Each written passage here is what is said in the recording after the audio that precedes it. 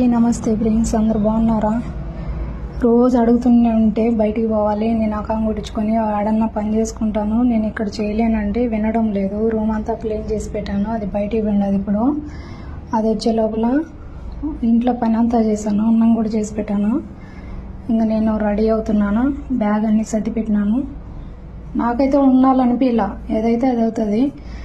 ఇప్పుడు తను వచ్చినాక నేను చెప్పేస్తాను, బ్యాగ్ తీసుకొని వెళ్ళిపోతామమ్మా, నేను ఉండను, నాకు తనాదులు ఇవ్వండి అని అడుగుతాను.